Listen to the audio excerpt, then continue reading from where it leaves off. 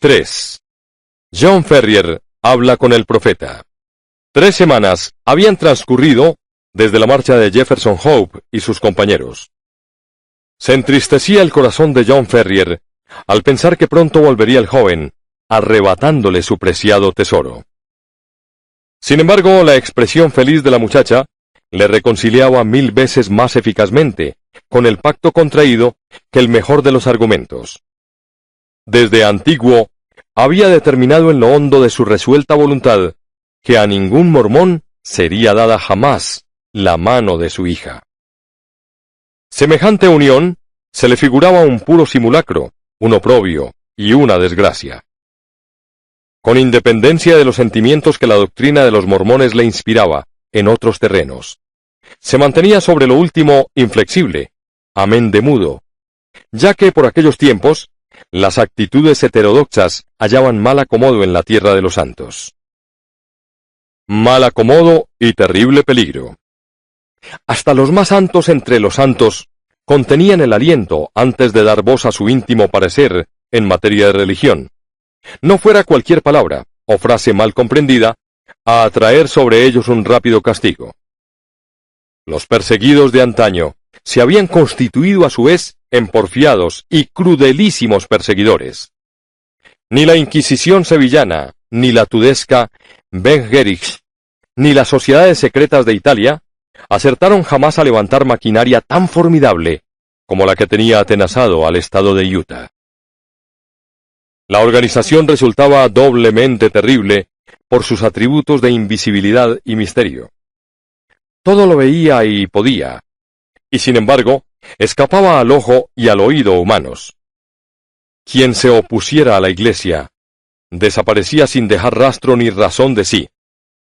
Mujer e hijos aguardaban inútilmente el retorno del proscrito, cuya voz no volvería a dejarse oír de nuevo, ni siquiera en anuncio de la triste sentencia que los sigilosos jueces habían pronunciado. Una palabra brusca, un gesto duro, eran castigados con la muerte. Ignoto, el poder aciago gravitaba sobre todas las existencias. Comprensible era que los hombres vivieran en terror perpetuo, sellada la boca y atada la lengua, lo mismo en poblado que en la más rigurosa de las soledades. En un principio, sufrieron persecución tan solo los elementos recalcitrantes, aquellos que habiendo abrazado la fe de los mormones, deseaban abandonarla o pervertirla. Pronto, sin embargo, aumentó la multitud de las víctimas. Eran cada vez menos las mujeres adultas, grave inconveniente para una doctrina que proponía la poligamia. Comenzaron a circular extraños rumores sobre emigrantes asesinados y salvajes saqueos, ocurridos allí donde nunca, anteriormente, había llegado el indio. Mujeres desconocidas vinieron a nutrir los serrallos de los ancianos, mujeres que lloraban y languidecían, y llevaban impresas en el rostro las señales de un espanto inextinguible. Algunos caminantes, rezagados en las montañas, afirmaban haberse cruzado con pandillas de hombres armados y enmascarados en sigilosa y rápida peregrinación al amparo de las sombras. Tales historias y rumores fueron adquiriendo progresivamente cuerpo y confirmación, hasta concretarse en título y expresión definitivos. Incluso ahora, en los ranchos aislados del oeste, el nombre de la Banda de los Danitas o Los Ángeles Vengadores conserva resonancias siniestras. El mayor conocimiento de la organización que tan terribles efectos obraba tendió antes a magnificar que a disimular el espanto de las gentes. Imposible resultaba saber si una persona determinada pertenecía a los Ángeles Vengadores. Los nombres de quienes tomaban parte en las orgías de sangre y violencia perpetradas bajo la bandera de la religión eran mantenidos en riguroso secreto. Quizá el amigo que durante el día había escuchado ciertas dudas referentes al profeta y su misión, se contaba por la noche entre los asaltantes que acudían para dar cumplimiento al castigo inmisericorde y mortal. De este modo, cada cual desconfiaba de su vecino, recatando para sí sus más íntimos sentimientos.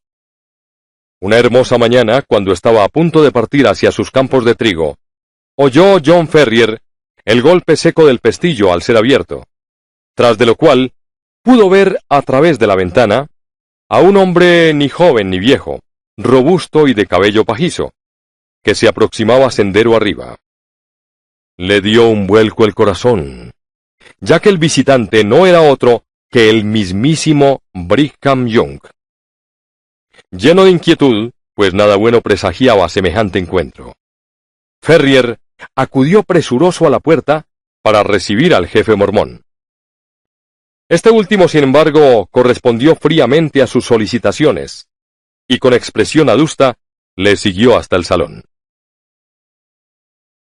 «Hermano Ferrier», dijo tomando asiento y fijando en el granjero la mirada a través de las pestañas rubias, «los auténticos creyentes te han demostrado siempre bondad. Fuiste salvado por nosotros cuando agonizabas de hambre en el desierto. Contigo compartimos nuestra comida.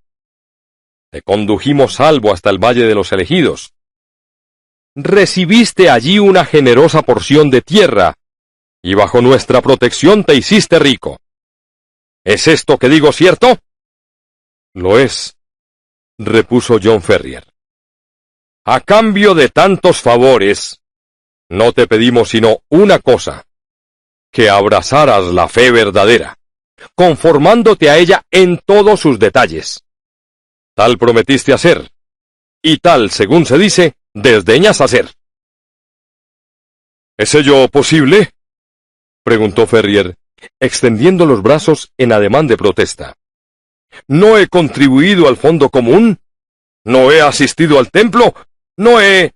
¿Dónde están tus mujeres?», preguntó Young, lanzando una ojeada en derredor. «Hazlas pasar para que pueda yo presentarles mis respetos». «Cierto es que no he contraído matrimonio», repuso Ferrier. «Pero las mujeres eran pocas, y muchos aquellos con más títulos que yo para pretenderlas. Además, no he estado solo. He tenido una hija para cuidar de mí». «De ella precisamente quería hablarte», dijo el jefe de los mormones. «Se ha convertido con los años en la flor de Utah, y ahora mismo goza del favor de muchos hombres con preeminencia en esta tierra». John Ferrier, en su interior, dejó escapar un gemido. «Corren rumores que prefiero desoír. Rumores en torno a no sé qué compromiso con un gentil. Maledicencia, supongo, de gente ociosa. ¿Cuál es la 13ª regla del código legado a nosotros por Joseph Smith, el santo? Que toda doncella perteneciente a la fe verdadera contraiga matrimonio con uno de los elegidos, pues si se uniera a un gentil, cometería pecado nefando. Siendo ello así, no es posible que tú, que profesas el credo santo, hayas consentido que tu hija lo vulnere». «Nada», repuso John Ferrier, ocupado en juguetear nerviosamente con su fusta. «Por lo que en torno a ella resuelvas, habrá de medirse la fortaleza de tu fe. Tal ha convenido el sagrado consejo de los 4. Tu hija es joven. No pretendemos que despose a un anciano, ni que se vea privada de toda elección. Nosotros, los ancianos, poseemos varias novillas, mas es fuerza que las posean también nuestros hijos.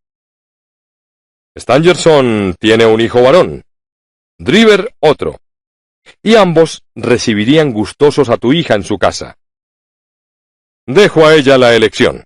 Son jóvenes y ricos, y profesan la fe verdadera. ¿Qué contestas?» Ferrier permaneció silencioso un instante, arrugado el entrecejo. «Concédeme un poco de tiempo», dijo al fin. «Mi hija es muy joven, quizá demasiado para tomar marido». «Cuentas con un plazo de 1 mes», dijo Young, enderezándose de su asiento. «Transcurrido este, habrá de dar la chica una respuesta». Estaba cruzando el umbral cuando se volvió de nuevo, el rostro encendido y centelleantes los ojos. «Guárdate bien, John Ferrier», dijo con voz tonante, «de oponer tu débil voluntad a las órdenes de los Cuatro Santos, porque en ese caso sentiríais tu hija y tú no yacer, reducidos a huesos mondos, en mitad de Sierra Blanco». Con un amenazador gesto de la mano, soltó el pomo de la puerta, y Ferrier pudo oír sus pasos desvaneciéndose pesadamente sobre la grava del sendero. Estaba todavía en posición sedente con el codo apoyado en la rodilla, e incierto sobre cómo exponer el asunto a su hija, cuando una mano suave se posó en su hombro, y elevando los ojos, observó a la niña de pie junto a él. La sola vista de su pálido y aterrorizado rostro fue bastante a revelarle que había escuchado la conversación. «No lo pude evitar», dijo ella, en respuesta a su mirada. «Su voz atronaba la casa. ¡Oh, padre mío, qué haremos!» «No te asustes», contestó éste, atrayéndola hacia sí, y pasando su mano grande y fuerte por el cabello castaño de la joven. «Veremos la manera de arreglarlo. No se te va ese joven de la cabeza, ¿no es cierto?» A un sollozo y a un ademán de la mano, súbitamente estrechada a la del padre, se redujo la respuesta de Lucy. «No, claro que no. Y no me aflige que así sea. Se trata de un buen chico y de un cristiano, mucho más, desde luego, de lo que nunca pueda llegar a ser la gente de por aquí, con sus rezos y todos sus sermones. Mañana sale una expedición camino de Nevada, y voy a encargarme de que le hagan saber el trance en que nos hallamos. Si no me equivoco sobre el muchacho, le veremos volver aquí con una velocidad que todavía no ha alcanzado el moderno telégrafo». Lucy confundió sus lágrimas con la risa que las palabras de su padre le producían. «Cuando llegue, nos señalará el curso más conveniente. Es usted el que me inquieta. Una oye cosas terribles de quienes se enfrentan al profeta. Siempre sufren percances espantosos». «Aún no nos hemos opuesto a nadie», repuso el padre. «Tiempo tenemos de mirar por nuestra suerte. Disponemos de un mes de plazo. Para entonces espero que nos hallemos lejos de Utah». «¿Lejos de Utah? ¿Qué remedio? ¿Y la granja?» «Convertiremos en dinero cuanto sea posible, renunciando al resto. Para ser sincero, Lucy, no es esta la primera vez que semejante idea se me cruza por la cabeza. No me entusiasma el estar sometido a nadie, menos aún al maldito profeta, que tiene postrada a la gente de esta tierra. Nací americano y libre, y no entiendo de otra cosa. Quizás sea demasiado viejo para mudar de parecer. Si el tipo de marras persiste en merodear por mi granja, ¿acaso acabe dándose de bruces con un puñado de postas, avanzando en sentido contrario?» «Pero no nos dejarán marchar», objetó la joven. «Aguarda que venga Jefferson, y entonces nos las compondremos para hacerlo. Entre tanto, querida, sosiégate, y no permitas que se te pongan los ojos feos de tanto llorar. No vaya a ser que al verte se la tome el chico conmigo. No hay razón para preocuparse, ni peligro ninguno». John Ferrier imprimió a estas observaciones un tono de pausada confianza, lo que no fue obstáculo, sin embargo, para que advierta a la joven cómo, llegada la noche, aseguraba con más cuidado del habitual las puertas de la casa, al tiempo que limpiaba y nutría de cartuchos la oxidada escopeta que hasta entonces había colgado de la pared de su dormitorio. 4. La huida. A la mañana siguiente, después de su entrevista con el profeta de los mormones, acudió John Ferrier a Salt Lake City, donde tras ponerse en contacto con un conocido que había de seguir el camino de Nevada, entregó el recado para Jefferson Hope. En él se explicaba al joven lo inminente del peligro a que estaban expuestos, y lo necesaria que se había hecho su vuelta. Cumplidas estas diligencias, pareció sosegarse el anciano, y ya de mejor talante volvió a su casa. Cerca de la granja observó con sorpresa que a cada uno de los machones laterales de la portalada había atado un caballo. La sorpresa fue en aumento cuando al entrar en su casa, se echó a la cara a dos jóvenes, cómodamente instalados en el salón. Uno era de faz alongada y pálida, y estaba arrellanado en la mecedora, extendidas las piernas y puestos los dos pies sobre la estufa. El otro, un mozo de cuello robusto y tosco, y mal dibujadas facciones, permanecía en pie junto a la ventana. Con las manos en los bolsillos, se entretenía silbando un himno entonces muy en boga. Ambos saludaron a Ferrier con una ligera inclinación de cabeza, después de lo cual dio el de la mecedora inicio a la conversación. «Quizá no sepas quiénes somos», dijo. «Este de aquí es hijo del viejo Driver, y yo soy Joseph Stangerson, uno de tus compañeros de peregrinación en el desierto, cuando el Señor extendió su mano y se dignó recibirte entre los elegidos. Como recibirá a las restantes naciones del mundo en el instante por él previsto», añadió el otro con acento nasal. «Lentamente trenza su red el Señor, mas los agujeros de ésta son finísimos». John Ferrier esbozó un frío saludo. No le cogía de nuevas la identidad de sus visitantes. «Por indicación de nuestros padres», prosiguió Stangerson, «hemos venido a solicitar la mano de tu hija. Vosotros determinaréis a cuál de los dos corresponde. Dado que yo tengo tan solo 4 mujeres, mientras que el hermano Driver posee 7, me parece que reúno yo más títulos para ser el elegido». Hermano Stangerson», repuso aquel. «No se trata de cuántas mujeres tengamos, sino del número de ellas que podamos mantener. Mi padre me ha traspasado sus molinos, por lo que soy más rico que tú». «Pero me aguarda a mí un futuro más holgado», respondió su rival vehementemente. «Cuando el Señor tenga bien llevarse a mi padre, entraré en posesión de su casa de tintes y su tenería. Además soy mayor que tú, y por lo mismo estoy más alto en la jerarquía de la iglesia». «A la chica toca decir la última palabra», replicó el joven Driver, mientras sonreía la propia imagen reflejada en el vidrio de la ventana. «Que sea ella quien decida». Durante todo el diálogo, había permanecido John Ferrier en el umbral, dándose a los demonios, y casi tentado a descargar su fusta sobre las espaldas de los visitantes. «Un momento», dijo al fin, acercándose a ellos. «Cuando mi hija os convoque, podréis venir. Pero hasta entonces no quiero ver vuestras caras por aquí». Los dos jóvenes mormones le dirigieron una mirada de estupefacción.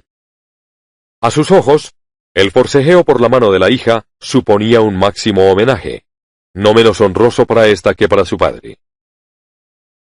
«Hay 2 caminos que conducen fuera de la habitación», gritó Ferrier. «La puerta y la ventana. ¿Cuál preferís?». Su rostro moreno había adquirido una expresión tan salvaje, y las manos un tan amenazador ademán, que los dos visitantes saltaron de sus asientos, emprendiendo una rápida retirada. El viejo granjero le siguió hasta la puerta. «Me haréis saber quién de los dos se ha dispuesto que sea el agraciado», dijo con sorna. «Recibirás tu merecido», chilló Stangerson, lívido de ira. «Has desafiado al profeta y al consejo de los 4. Materia tienes de arrepentimiento para el resto de tus días. El Señor asentará sobre ti su pesada mano», exclamó a su vez el joven Driver. «Por él serás fulminado». «Si ha de ser así, comencemos ya», dijo Ferrier furioso, y se hubiera precipitado escaleras arriba en busca de su escopeta, a no sujetarlo Lucy por un brazo para impedir los efectos de su furia. Antes de que pudiera desasirse, el estrépito de unas uñas de caballo sobre el camino medía ya la distancia que habían puesto por medio sus enemigos. «¡Mequetrefes hipócritas!», exclamó, enjugándose el sudor de la frente. «Prefiero verte en la tumba, niña, antes que esposa de cualquiera de ellos». «Yo también, padre», repuso ella vehementemente. pero Jefferson estará pronto de vuelta con nosotros. Sí, poco ha de tardar. Cuanto menos mejor, pues no sabemos qué otras sorpresas nos aguardan. Era llegado en verdad el momento en que alguien acudiera, con su consejo y ayuda, en auxilio del tenaz anciano y su hija adoptiva. Hasta entonces no se había dado aún en la colonia un caso parejo de insubordinación y desobediencia a la autoridad de los ancianos.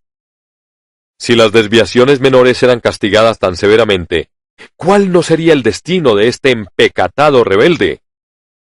Ferrier conocía que su riqueza y posición no lo eximían del castigo. Otros no menos ricos y conocidos que él habían desaparecido de la faz de la tierra, revertiendo sus propiedades a manos de la Iglesia. Aunque valeroso, no acertaba a reprimir un sentimiento de pánico ante el peligro impreciso y fantasmal que le amenazaba. A todo mal conocido se sentía capaz de hacer frente con pulso firme, pero la incertidumbre presente encerraba algo de terroríficamente paralizador. Recató aún así su miedo a la hija, afectando echar a barato lo acontecido, lo que no fue obstáculo, sin embargo, para que ella, con la sagacidad que infunde el amor, percibiera claramente la preocupación de que era presa el anciano. Suponía éste que mediante una señal u otra le haría Jung patente el disgusto hacia su conducta, y no andaba errado, aunque el anuncio llegó de forma inesperada. A la mañana siguiente, al despertarse, encontró para su sorpresa un pequeño rectángulo de papel prendido a la colcha, a la altura del pecho, y en él, escritas con letra enérgica y desmañada, estas palabras: 29 días restan para que te enmiendes, y entonces...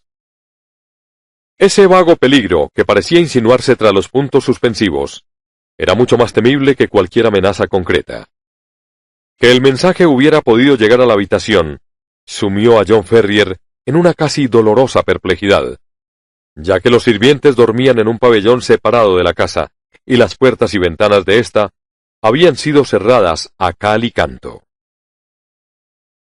Se deshizo del papel y ocultó lo ocurrido a su hija, aunque el incidente no pudo por menos de producirle una mortal angustia. Esos 29 días representaban sin duda lo sobrante del mes concedido por Jung. ¿Qué valían la fuerza o el coraje contra un enemigo dotado de tan misteriosas facultades? La mano que había prendido el alfiler hubiese podido empujarlo hasta el centro de su corazón, sin que él llegara nunca a conocer la identidad de quien le causaba la muerte. Mayor fue aún su conmoción a la mañana siguiente. Se había sentado para tomar el desayuno, cuando Lucy dejó escapar un gesto de sorpresa, al tiempo que señalaba el techo de la habitación.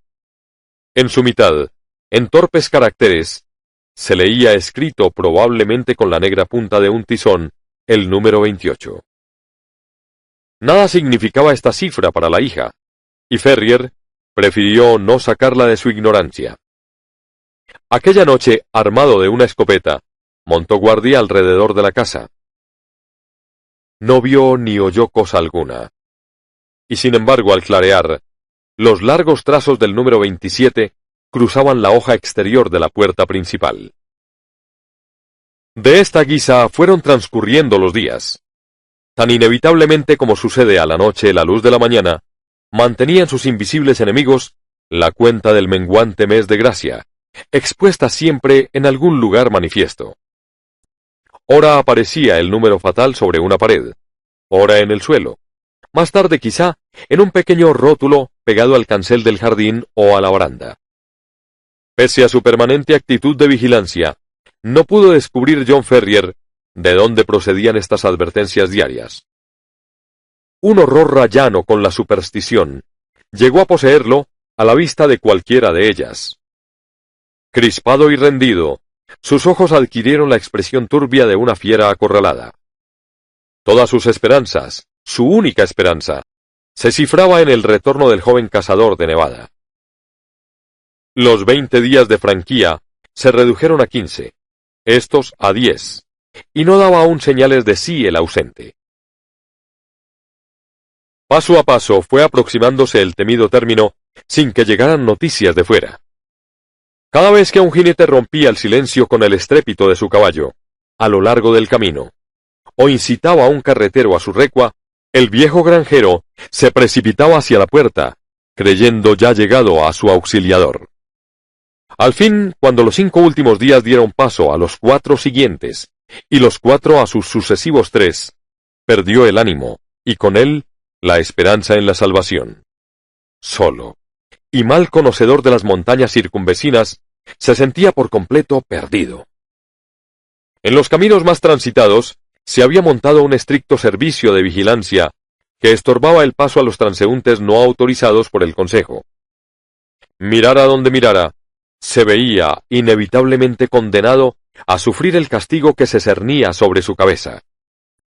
Con todo, 1000 veces hubiera preferido el anciano la muerte, a consentir en lo que por fuerza se le antojaba el deshonor de su hija. Sobre tales calamidades y los vanos intentos de ponerles remedio, reflexionaba una tarde el sedente John Ferrier. Aquella misma mañana había sido trazado el número 2 sobre la pared de su casa, anuncio de la única franquía que junto a la siguiente todavía restaba hasta la expiración del plazo. ¿Qué ocurriría entonces? 1000 terribles e imprecisas fantasías atormentaban su imaginación. ¿Qué sería de su hija cuando él faltara? No ofrecía escape la invisible maraña que alrededor de ellos se había trenzado. Derrumbó la cabeza sobre la mesa y se abandonó al llanto ante el sentimiento de su propia impotencia. Pero, ¿qué era eso? Un suave arañazo había turbado el silencio reinante. Un ruido tenue, aunque claramente perceptible en medio de la quietud de la noche. Procedía de la puerta de la casa. Ferrier se deslizó hasta el vestíbulo y aguzó el oído. Hubo una pausa breve y después el blando, insidioso sonido volvió a repetirse. Evidentemente, alguien estaba golpeando con mucho tiento los cuarterones de la puerta. Quizá un nocturno sicario, enviado para llevar adelante las órdenes asesinas del tribunal secreto. ¿O acaso el agente encargado de grabar el anuncio del último día de gracia? Ferrier sintió que una muerte instantánea sería preferible a esta azorante incertidumbre que paralizaba su corazón. De un salto llegó hasta la puerta, y descorriendo el cerrojo, la abrió de par en par. Fuera reinaba una absoluta quietud.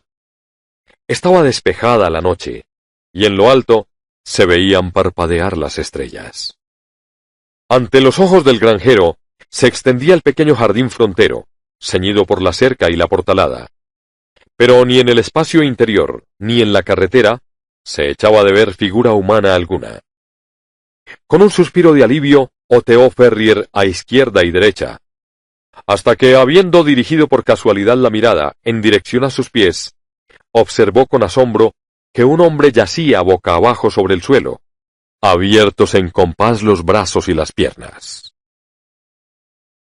Tal sobresalto le produjo la vista del cuerpo, que hubo de recostarse sobre la pared con una mano puesta en la garganta para sofocar el grito que de ésta pujaba por salir. Su primer pensamiento fue el de dar al hombre postrado, por herido o muerto.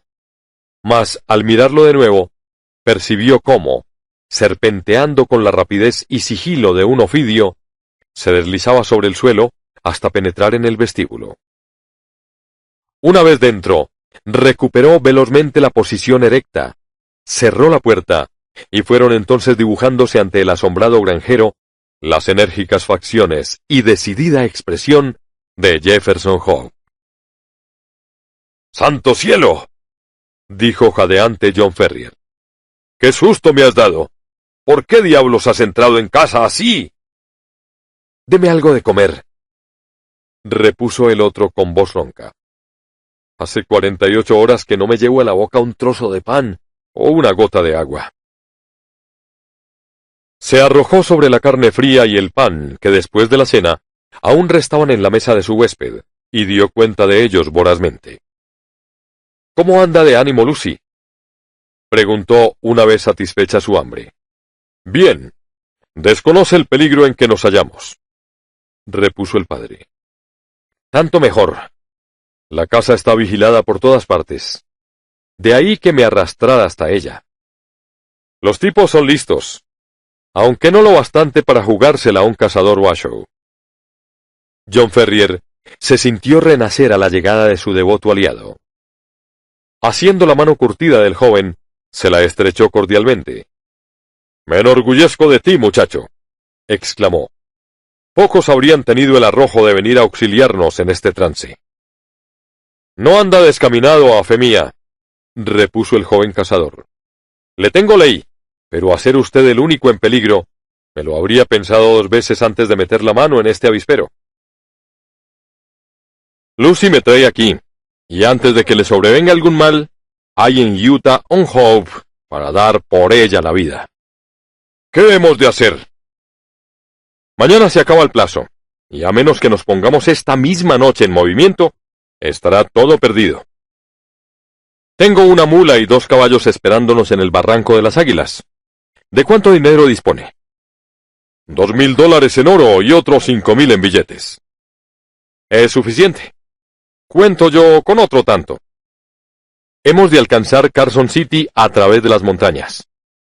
Preciso es que despierte a Lucy. Suerte que no duermen aquí los criados. En tanto aprestaba Ferrier a su hija para el viaje inminente. Jefferson Hope juntó toda la comida que pudo encontrar en un pequeño paquete, al tiempo que llenaba de agua un cántaro de barro. Como sabía por experiencia, los manantiales eran escasos en las montañas y muy distantes entre sí. Apenas sí había terminado los preparativos cuando apareció el granjero con su hija, ya vestida y pertrechada para la marcha. El encuentro de los 2 enamorados fue caluroso, pero breve, pues cada minuto era precioso y restaba aún mucho por hacer. «Salgamos cuanto antes», dijo Jefferson en un susurro, donde se conocía sin embargo el tono firme de quien, sabiendo la gravedad de un lance, ha preparado su corazón para afrontarlo. La entrada principal y la trasera están guardadas, aunque cabe deslizarse por la ventana lateral y seguir después a campo traviesa.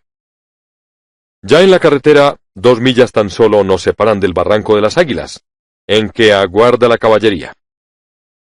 Cuando despunte el día, estaremos a mitad de camino, en plena montaña.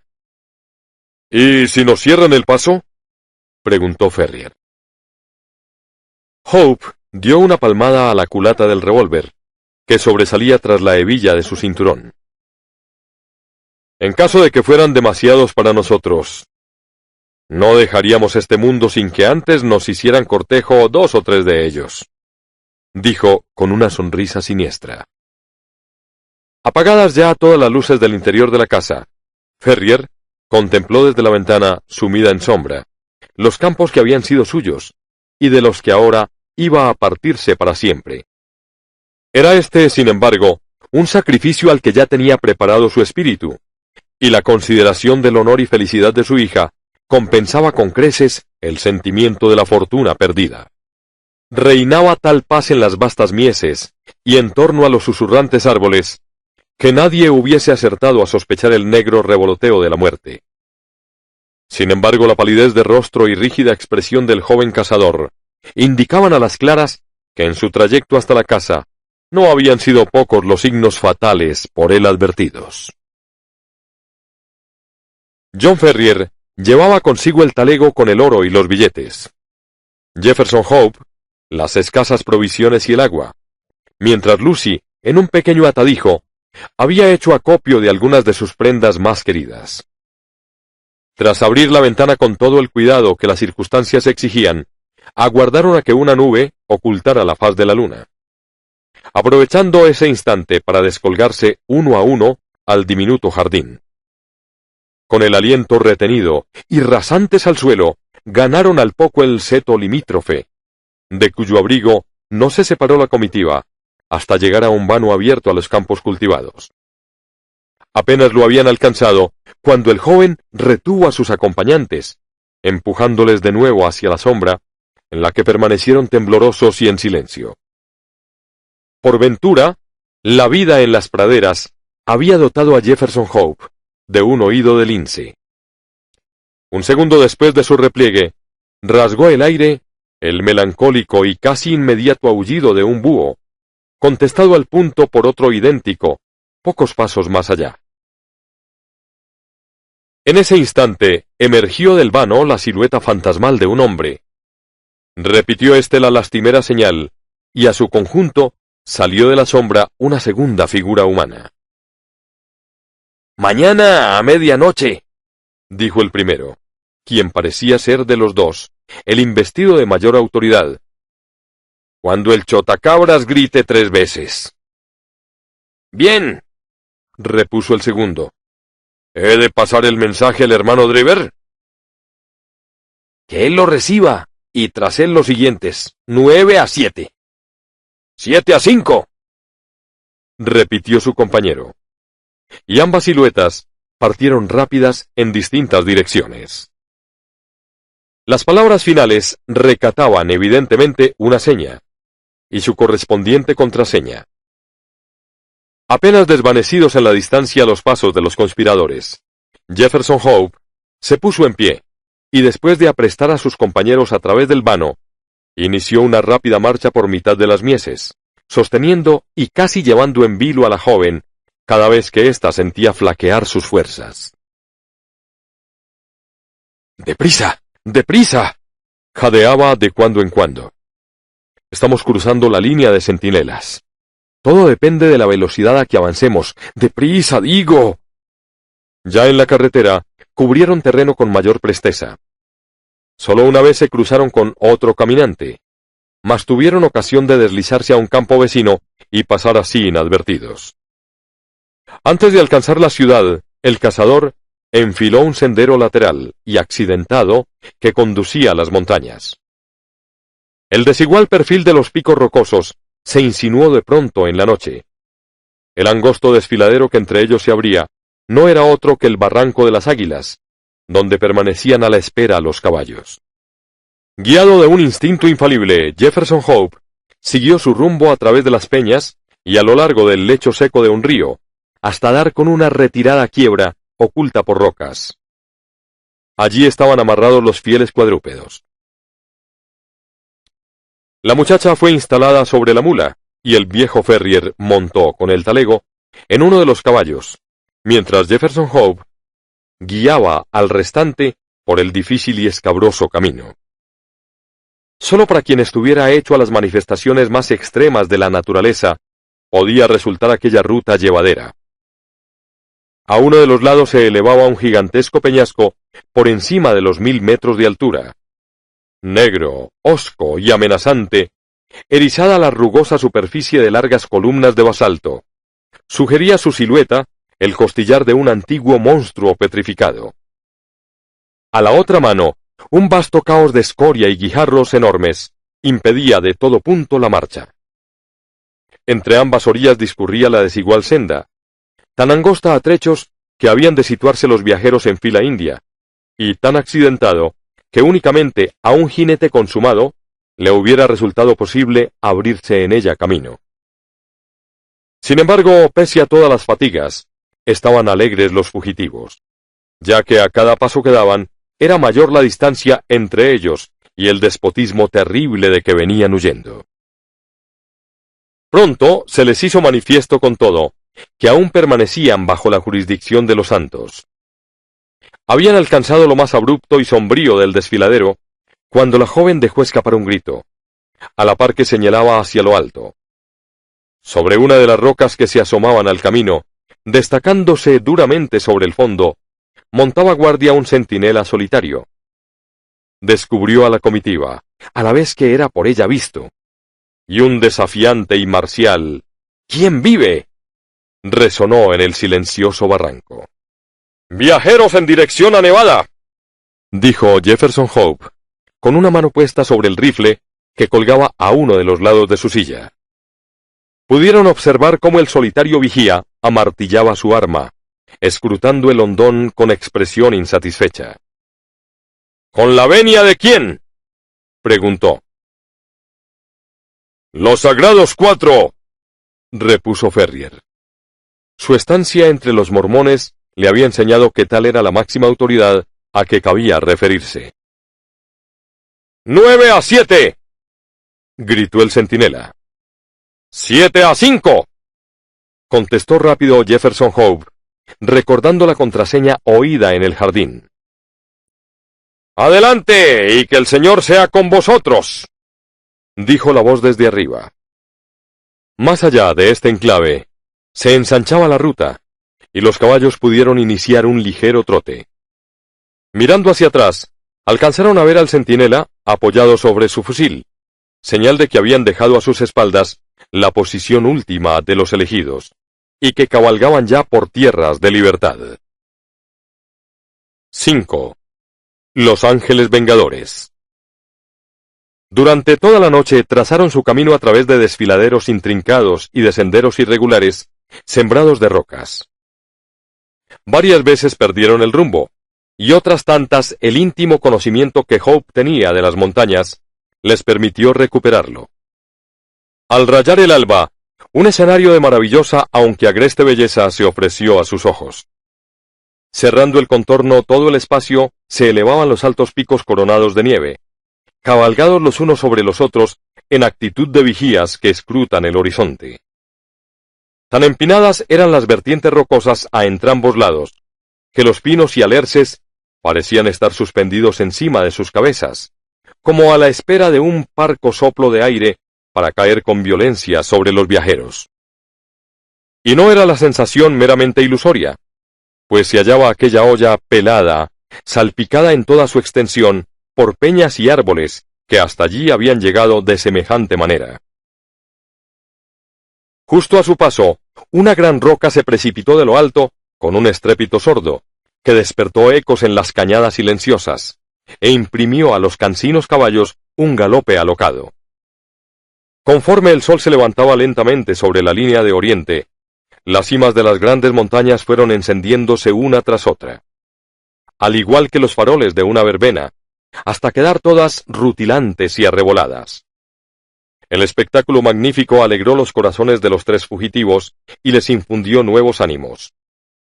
Detuvieron la marcha junto a un torrente que con ímpetu surgía de un barranco, y abrevaron a los caballos mientras daban rápida cuenta de su desayuno. Lucy y su padre habrían prolongado con gusto ese tiempo de tregua, pero Jefferson Hope se mostró inflexible. «Ya estarán sobre nuestra pista», dijo. «Todo depende de nuestra velocidad. Una vez salvos en Carson, podremos descansar el resto de nuestras vidas». Durante el día entero se abrieron camino a través de los desfiladeros, habiéndose distanciado al atardecer, según sus cálculos, más de 30 millas de sus enemigos. A la noche establecieron el campamento al pie de un risco saledizo, medianamente protegido por las rocas del viento álgido, y allí, apretados para darse calor, disfrutaron de unas pocas horas de sueño. Antes de romper el día, sin embargo, ya estaban en pie, prosiguiendo viaje. No habían echado de ver señal alguna de sus perseguidores, y Jefferson Hope comenzó a pensar que se hallaban acaso fuera del alcance de la terrible organización en cuya enemistad habían incurrido. Ignoraba aún cuán lejos podía llegar su garra de hierro, y qué presta estaba ésta a abatirse sobre ellos y aplastarlos. Hacia la mitad del segundo día de fuga, su escaso lote de provisiones comenzó a agotarse. No inquietó a ello, sin embargo, en demasía al cazador, pues abundaban las piezas por aquellos parajes, y no una, sino muchas veces, se había visto en la precisión de recurrir a su rifle para satisfacer las necesidades elementales de la vida. Tras elegir un rincón abrigado, juntó unas cuantas ramas secas y produjo una brillante hoguera en la que pudieran encontrar algún confortamiento sus amigos. Se encontraban a casi 5.000 pies de altura, y el aire era helado y cortante. Después de atar los caballos y despedirse de Lucy, se echó el rifle sobre la espalda, y salió en busca de lo que la suerte quisiera dispensarle. Volviendo la cabeza atrás, vio al anciano y a la joven acurrucados junto al brillante fuego, con las tres caballerías recortándose inmóviles sobre el fondo. A continuación, las rocas se interpusieron entre el grupo y su mirada. Caminó un par de millas de un barranco a otro sin mayor éxito, aunque por las marcas en las cortezas de los árboles y otros indicios, coligió la presencia de numerosos osos en la zona. Al fin, tras 2 o 3 horas de búsqueda infructuosa, y cuando, desanimado, se disponía a dar marcha atrás, vio, echando la vista a lo alto, un espectáculo que le hizo estremecer de alegría.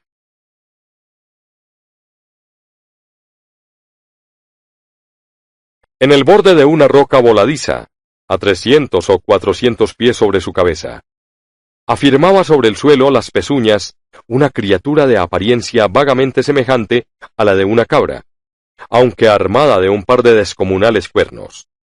La gran astada. Por tal se le conocerá probablemente al guarda o vigía de un rebaño invisible al cazador.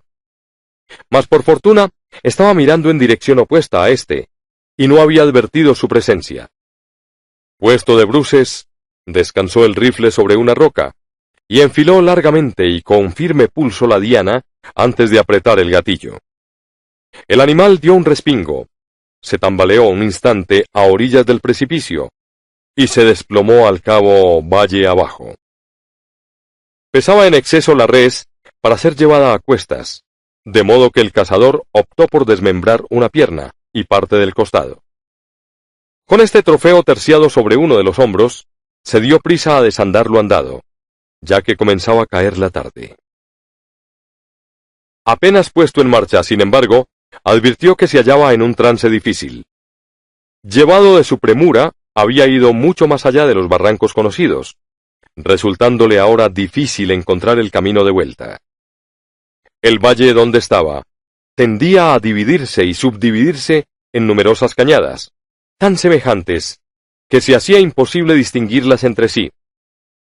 Enfiló una por espacio de 1 milla o más, hasta tropezar con un venero de montaña que le constaba no haber visto antes. Persuadido de haber errado el rumbo, probó otro distinto, mas no con mayor éxito. La noche caía rápidamente, y apenas si restaba alguna luz, cuando dio por fin con un desfiladero de aire familiar. Incluso entonces no fue fácil seguir la pista exacta, porque la luna no había ascendido aún, y los altos riscos, elevándose a una y otra mano, acentuaban aún más la oscuridad. Abrumado por su carga, y rendido tras tanto esfuerzo, avanzó a trompicones, infundiéndose ánimos, con la reflexión de que a cada paso que diera, se acortaba la distancia entre él y Lucy, y de que habría comida bastante para todos durante el resto del viaje. Ya se hallaba en el principio mismo del desfiladero, en que había dejado a sus compañeros. Incluso en la oscuridad, acertaba a reconocer la silueta de las rocas que lo rodeaban. Estarían esperándolo, pensó, con impaciencia, pues llevaba casi 5 horas ausente. En su alegría juntó las manos, se las llevó a la boca a modo de bocina, y anunció su llegada con un fuerte grito, resonante a lo largo de la cañada. Se detuvo y esperó la respuesta. Ninguna obtuvo, salvo la de su propia voz, que se extendió por las tristes silenciosas cañadas, hasta retornar multiplicada en incontables ecos. De nuevo gritó, incluso más alto que la vez anterior, y de nuevo permanecieron mudos los amigos a quienes había abandonado tan solo unas horas antes. Una angustia indefinible y sin nombre se apoderó de él, y dejando caer en su desvarío la preciosa carga de carne, echó a correr frenéticamente campo adelante. Al doblar la esquina, pudo avistar por entero el lugar preciso en que había sido encendida la hoguera. Aún restaba un cúmulo de brasas, evidentemente no avivadas desde su partida. El mismo silencio impenetrable reinaba en derredor. Con sus aprensiones mudadas en certeza, prosiguió presuroso la pesquisa. No se veía cosa viviente junto a los restos de la hoguera. Bestias, hombre, muchacha, habían desaparecido. Era evidente que algún súbito y terrible desastre había ocurrido durante su ausencia. Un desastre que los comprendía a todos, sin dejar empero rastro alguno tras de sí. Atónito, y como aturdido por el suceso, Jefferson Hope sintió que le daba vueltas la cabeza, y hubo de apoyarse en su rifle para no perder el equilibrio. Sin embargo, era en esencia hombre de acción, y se recobró pronto de su temporal estado de impotencia. Tomando un leño medio carbonizado de la ya lánguida hoguera, lo atizó de un soplido hasta producir en él una llama, y alumbrándose con su ayuda, procedió al examen del pequeño campamento. La tierra estaba toda hollada por pezuñas de caballo, señal de que una cuadrilla de jinetes había alcanzado a los fugitivos. La dirección de las improntas indicaba asimismo que la partida había dirigido de nuevo sus pasos hacia Salt Lake City. ¿Quizá con sus dos compañeros? Estaba próximo Jefferson Hope a dar por buena esta conjetura, cuando sus ojos cayeron sobre un objeto que hizo vibrar hasta en lo más recóndito todos los nervios de su cuerpo. Cerca, hacia uno de los límites del campamento, se elevaba un montecillo de tierra rojiza, que a buen seguro no había estado allí antes. No podía ser sino una fosa recién excavada. Al aproximarse, el joven cazador distinguió el perfil de una estaca hincada en el suelo, con un papel sujeto a su extremo ahorquillado. En él se leían estas breves, aunque elocuentes palabras. John Ferrier, vecino de Salt Lake City, murió el 4 de agosto de 1860. El valeroso anciano, al que había dejado de ver apenas unas horas antes, estaba ya en el otro mundo, y este era todo su epitafio. Desolado, Jefferson Hope miró en derredor, por si hubiera una segunda tumba, mas no vio traza de ninguna. Lucy había sido arrebatada por sus terribles perseguidores para cumplir su destino original como concubina en el harem de uno de los hijos de los ancianos. Cuando el joven cayó en la cuenta de este hecho fatal, que no estaba en su mano remediar, deseó de cierto compartir la suerte del viejo granjero y su última y silenciosa morada bajo el suelo. De nuevo, sin embargo, su espíritu activo le permitió sacudirse el letargo a que induce la desesperación. Cuando menos, podía consagrar el resto de su vida a vengar el agravio. Además de paciencia y perseverancia enormes, Jefferson Hope poseía también una peculiar aptitud para la venganza, aprendida acaso de los indios entre los que se había criado. Mientras permanecía junto al fuego casi extinto, comprendió que la única cosa que alcanzaría a acallar su pena habría de ser el desquite absoluto, obrado por mano propia contra sus enemigos. Su fuerte voluntad e infatigable energía no tendrían, se dijo, otro fin. Pálido, ceñudo el rostro, volvió sobre sus pasos hasta donde había dejado caer la carne, y tras reavivar las brasas, asó la suficiente para el sustento de algunos días. La envolvió luego, y cansado como estaba, emprendió la vuelta a través de las montañas en pos de los ángeles vengadores. Durante 5 días avanzó abrumado y con los pies doloridos por los desfiladeros que antes había atravesado a uña de caballo. En la noche se dejaba caer entre las rocas, concediendo unas pocas horas al sueño, pero primero que rayase el día, estaba ya de nuevo en marcha. Al 6º día llegó al Cañón de las Águilas, punto de arranque de su desdichada fuga. Desde allí alcanzaba a contemplarse el hogar de los santos. Maltrecho y exhausto, se apoyó sobre su rifle, mientras tendía fieramente el puño curtido contra la silenciosa ciudad extendida a sus pies. Al mirarla con mayor sosiego, echó de ver banderas en las calles principales y otros signos de fiesta. Estaba aún preguntándose a qué se debería aquello, cuando atrajo su atención un batir de cascos contra el suelo, seguido por la aparición de un jinete que venía de camino. Cuando lo tuvo lo bastante cerca, pudo reconocer a un mormón llamado Cowper, al que había rendido servicios en distintas ocasiones. Por tanto, al cruzarse con él, lo abordó con el fin de saber algo sobre el paradero de Lucy Ferrier. «Soy Jefferson Hope», dijo. «¿No me reconoce?» El mormón le dirigió una mirada de no disimulado asombro. Resultaba de hecho difícil advertir en aquel caminante harapiento y desgreñado, de cara horriblemente pálida y de ojos feroces y desorbitados, al apuesto y joven cazador de otras veces.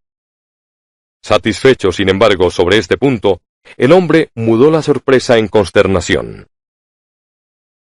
«Es locura que venga por aquí», exclamó. «Por solo dirigirle la palabra peligra ya mi vida. Está usted proscrito a causa de su participación en la fuga de los Ferrier». «No le temo a los Cuatro Santos ni a su mandamiento», dijo Hope vehementemente. «Algo tiene que haber llegado a sus oídos, Cowper. Le conjuro, por lo que más quiera, para que dé contestación a unas pocas preguntas. Siempre fuimos amigos, por Dios, no rehúya responderme». «¿De qué se trata?», inquirió nervioso el mormón. «Sea rápido. Hasta las rocas tienen oídos, y los árboles ojos». «¿Qué ha sido de Lucy Ferrier?». «Fue dada ayer por esposa al joven Driver. Ánimo, hombre, ánimo. Parece usted un difunto». «No se cuide de mí», repuso Hope con un susurro. Estaba mortalmente pálido, y se había dejado caer al pie del peñasco que antes le servía de apoyo. «¿De modo que se ha casado?». «Justo ayer. No otra cosa conmemoran las banderas que se ve ondear en la casa fundacional. Los jóvenes Driver y Stangerson anduvieron disputándose la posesión del trofeo. Ambos formaban parte de la cuadrilla que había rastreado a los fugitivos, y de Stangerson es la bala que dio cuenta del padre, lo que parecía concederle alguna ventaja. Mas al solventarse la cuestión en el consejo, la facción de Driver llevó la mejor parte, y el profeta puso en manos de éste a la chica. A nadie pertenecerá por largo tiempo, sin embargo, ya que ayer vi la muerte pintada en su cara. Más semeja a un fantasma que una mujer. ¿Se marcha usted?». «Sí», dijo Jefferson Hope, abandonada por fin su posición sedente. Parecía cincelado en mármol el rostro del cazador. Tan firme y dura se había tornado su expresión. En tanto los ojos brillaban con un resplandor siniestro. «¿A dónde se dirige?». «No se preocupe», repuso, y terciando el arma sobre un hombro, siguió cañada adelante hasta lo más profundo de la montaña, allí donde tienen las alimañas su guarida. De todas ellas, era él la más peligrosa. Entre aquellas fieras, la dotada de mayor fiereza. La predicción del mormón se cumplió con macabra exactitud. Bien impresionada por la aparatosa muerte de su padre, bien a resultas del odioso matrimonio a que se había visto forzada, la pobre Lucy no volvió a levantar cabeza, falleciendo, al cabo, tras un mes de creciente languidez. Su estúpido marido, que la había desposado sobre todo porque apetecía la fortuna de John Ferrier, no mostró gran aflicción por la pérdida. Pero sus otras mujeres lloraron a la difunta, y velaron su cuerpo la noche anterior al sepelio, según es costumbre entre los mormones. Estaban agrupadas al alba en derredor del ataúd, cuando, para su inexpresable sorpresa y terror, la puerta se abrió violentamente, y un hombre de aspecto salvaje, curtido por la intemperie y cubierto de harapos, penetró en la habitación. Sin decir palabra o dirigir una sola mirada a las mujeres encogidas de espanto, se dirigió a la silenciosa y pálida figura que antes había contenido el alma pura de Lucy Ferrier. Inclinándose sobre ella, apretó reverentemente los labios contra la fría frente, tras de lo cual, levantando la mano inerte, tomó de uno de sus dedos el anillo de desposada. «¡No la enterrarán con esto!», gritó con fiereza, y antes de que nadie pudiera dar la señal de alarma, desapareció escaleras abajo. Tan peregrino y breve fue el episodio que los testigos habrían hallado difícil concederle crédito, o persuadir de su veracidad a un tercero, a no ser por el hecho indudable de que el anillo que distinguía a la difunta como novia había desaparecido. Durante algunos meses, Jefferson Hope permaneció en las montañas, llevando una extraña vida salvaje y nutriendo en su corazón la violenta sed de venganza que lo poseía. En la ciudad se referían historias sobre una fantástica figura que merodeaba por los alrededores y que tenía su morada en las solitarias cañadas montañosas. En cierta ocasión, una bala atravesó silbando la ventana de Stangerson y fue a estamparse contra la pared, a menos de 1 metro del mormón. Otra vez, cuando pasaba Driver junto a un crestón, se precipitó sobre él una gran peña, que le hubiera causado muerte terrible, a no tener la presteza de arrojarse de bruces hacia un lado. Los 2 jóvenes mormones descubrieron pronto la causa de estos atentados contra sus vidas, y encabezaron varias expediciones por las montañas con el propósito de capturar o dar muerte a su enemigo, siempre sin éxito. Entonces decidieron no salir nunca solos o después de anochecido, y pusieron guardia a sus casas. Transcurrido un tiempo, ya no le fue necesario mantener estas medidas, pues había desaparecido todo rastro de su oponente, en el que terminaron por creer acallado el deseo de venganza. Por lo contrario, éste, si cabe, se adueñaba cada vez más del cazador. Su espíritu estaba formado de una materia dura e inflexible, habiendo hecho hasta tal punto presa en él la idea dominante del desquite, que apenas quedaba espacio para otros sentimientos. Aún así era aquel hombre, sobre todas las cosas, práctico. Comprendió pronto que ni siquiera su constitución de hierro podría resistir la presión constante a que la estaba sometiendo. La intemperie y la falta de alimentación adecuada principiaban a obrar su efecto. Caso de que muriese como un perro en aquellas montañas, ¿qué sería de su venganza? Y había de morir de cierto si persistía en el empeño. Sintió que estaba jugando las cartas de sus enemigos, de modo que muy a su pesar volvió a las viejas minas de Nevada, con ánimo de reponer allí su salud y reunir dinero bastante a proseguir sin privaciones su proyecto. No entraba en sus propósitos estar ausente arriba de 1 año, mas una combinación de circunstancias imprevistas le retuvo en las minas cerca de 5. Al cabo de esto, sin embargo, el recuerdo del agravio y su afán justiciero no eran menos agudos que en la noche memorable transcurrida junto a la tumba de John Ferrier. Disfrazado, y bajo nombre supuesto, retornó a Salt Lake City, menos atento a su vida que a la obtención de la necesaria justicia. Un trance adverso le aguardaba en la ciudad. Se había producido pocos meses antes una cisma en el pueblo elegido, tras la rebelión contra los ancianos de algunos jóvenes miembros que, separados del cuerpo de la iglesia, habían dejado Utah para convertirse en gentiles. Driver y Stangerson se contaban entre estos, y nadie conocía su paradero. Corría la especie de que el primero, por haber alcanzado a convertir parte de sus bienes en dinero, seguía siendo hombre acaudalado, mientras su compañero Stangerson nutría el número de los relativamente pobres. Sobre su destino actual nadie poseía, sin embargo, la menor noticia. Muchos hombres, por grande que fuera el deseo de venganza, habrían cejado en su propósito ante tamañas dificultades, pero Jefferson Hope no desfalleció un solo instante.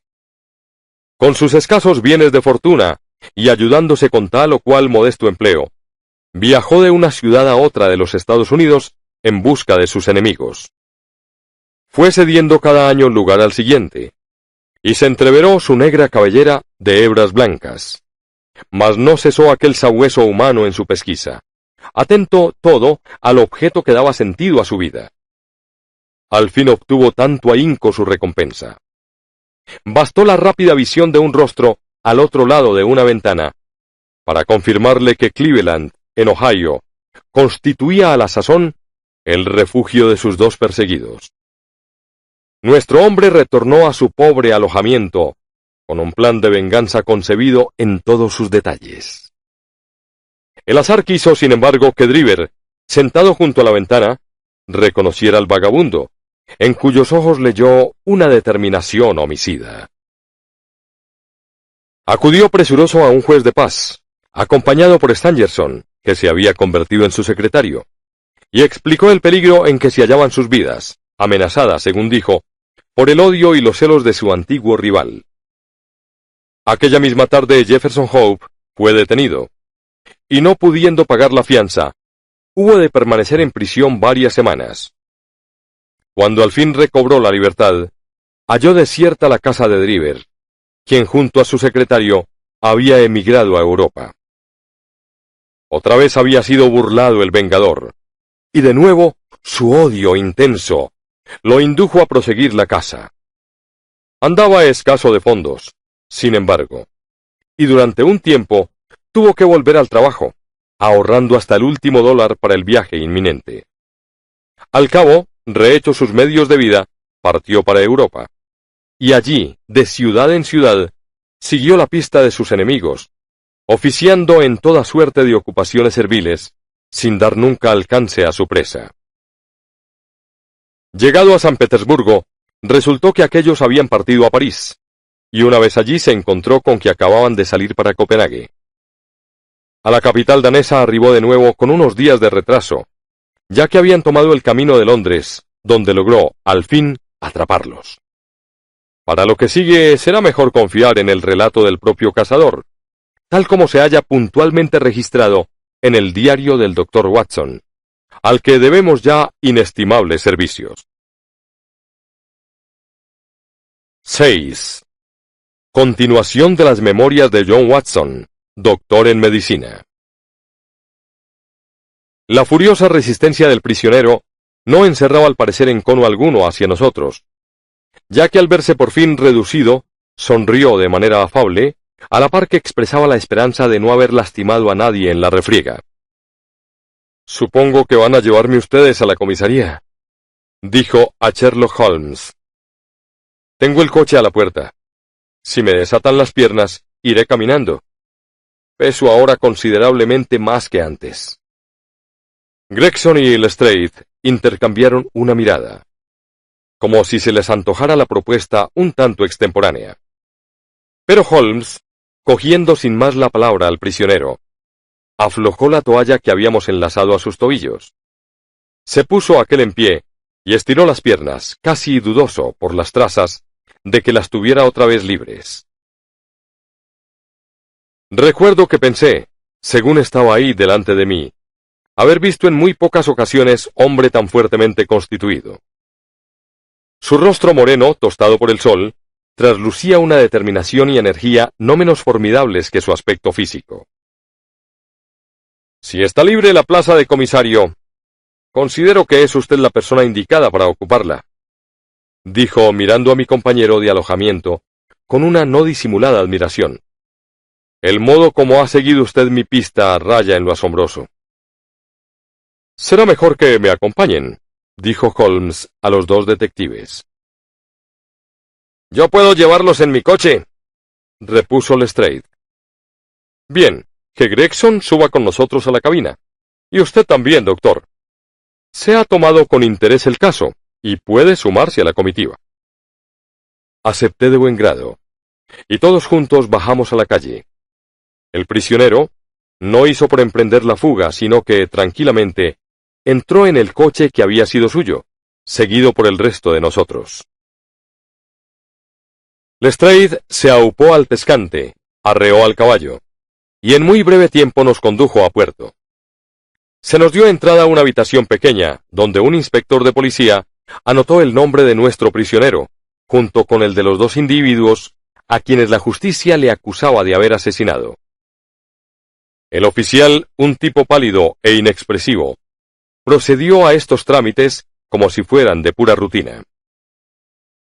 «El prisionero comparecerá a juicio en el plazo de una semana», dijo. «Entretanto, ¿tiene algo que declarar, señor Hope? Le prevengo que cuanto diga puede ser utilizado en su contra». «Mucho es lo que tengo que decir», repuso lentamente nuestro hombre. «No quiero guardarme un solo detalle». «¿No sería mejor que atendiera a la celebración del juicio?», preguntó el inspector. «Es posible que no llegue ese momento», contestó. «Mas no se alteren, No me ronda la cabeza la idea del suicidio. ¿Es usted médico? Volvió hacia mí sus valientes ojos negros, en el instante mismo de formular la última pregunta. Sí, repliqué. Ponga entonces las manos aquí, dijo con una sonrisa, al tiempo que con las muñecas esposadas se señalaba el pecho. Le obedecí percibiendo acto seguido una extraordinaria palpitación y como un tumulto en su interior. Las paredes del pecho parecían estremecerse y temblar como un frágil edificio, en cuyos adentros se ocultara una maquinaria poderosa. En el silencio de la habitación acerté a oír también un zumbido o bordoneo sordo, procedente de la misma fuente. ¡Diablos!, exclamé. «Tiene usted un aneurisma aórtico». «Así le dicen, según parece», repuso plácidamente. «La semana pasada acudí al médico, y me aseguró que estallaría antes de no muchos días. Ha ido empeorando de año en año desde las muchas noches al sereno y el demasiado ayuno en las montañas de Salt Lake. Cumplida mi tarea, me importa poco la muerte. Mas no quisiera irme al otro mundo, sin dejar en claro algunos puntos. Preferiría no ser recordado como un vulgar carnicero».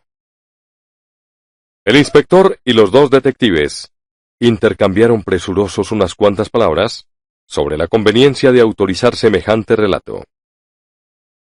«¿Considera, doctor, que el peligro de muerte es inmediato?», inquirió el primero. «No hay duda», repuse. «En tal caso, y en interés de la justicia, constituye evidentemente nuestro deber tomar declaración al prisionero», dijo el inspector. «Es libre, señor, de dar inicio a su confesión, que no lo olvide. Quedará aquí consignada». «Entonces, con su permiso, voy a tomar asiento», replicó aquel conformando el acto a las palabras. «Este aneurisma que llevo dentro me ocasiona fácilmente fatiga, y la tremolina de hace un rato no ha contribuido a enmendar las cosas. Hallándome al borde de la muerte, comprenderán ustedes que no tengo mayor interés en ocultarles la verdad.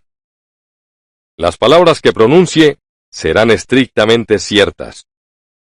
El uso que hagan después de ellas es asunto que me trae sin cuidado». Tras este preámbulo, Jefferson Hope se recostó en la silla y dio principio al curioso relato que a continuación les transcribo. Su comunicación fue metódica y tranquila, como si correspondiera a hechos casi vulgares. Puedo responder de la exactitud de cuanto sigue, ya que he tenido acceso al libro del Lestrade, en el que fueron anotadas puntualmente, y según iba hablando, las palabras del prisionero. «No les incumbe saber por qué odiaba yo a estos hombres», dijo. «Importa tan solo que eran responsables de la muerte de dos seres humanos, un padre y una hija, y que por tanto habían perdido el derecho a sus propias vidas. Tras el mucho tiempo transcurrido desde la comisión del crimen, me resultaba imposible dar prueba fehaciente de su culpabilidad ante un tribunal.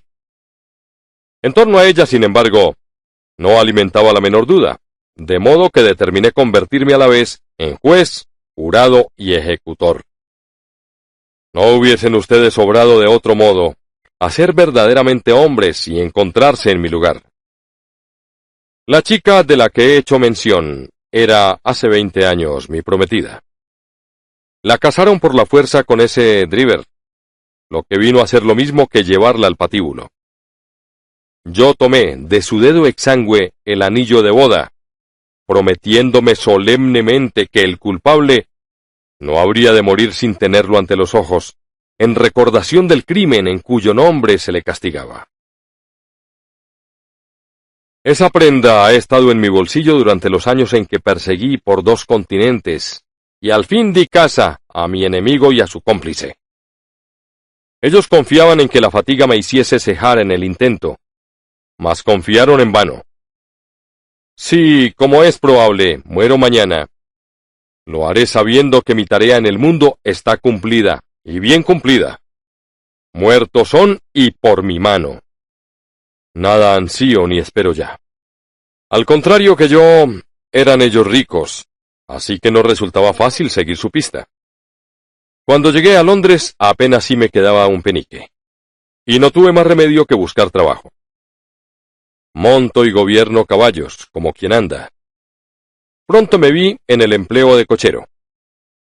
Cuanto excediera de cierta suma que cada semana había de llevar al patrón, era para mi bolsillo. Ascendía por lo común a poco, aunque pude ir tirando. Me fue en especial difícil orientarme en la ciudad, a lo que pienso el laberinto más endiablado que hasta la fecha haya tramado el hombre. Gracias, sin embargo, a un mapa que llevaba conmigo, acerté, una vez localizados los hoteles y estaciones principales, a componérmelas no del todo mal. Pasó cierto tiempo antes de que averiguase el domicilio de los dos caballeros de mis entretelas. Mas no descansé hasta dar con ellos. Se alojaban en una pensión de Camberwell, al otro lado del río. Supe entonces que los tenía a mi merced. Me había dejado crecer la barba, lo que me tornaba irreconocible. Proyectaba seguir sus pasos en espera del momento propicio. No estaba dispuesto a dejarlos escapar de nuevo. Poco faltó, sin embargo, para que lo hicieran. Se encontraran donde se encontrasen, andaba yo pisándoles los talones.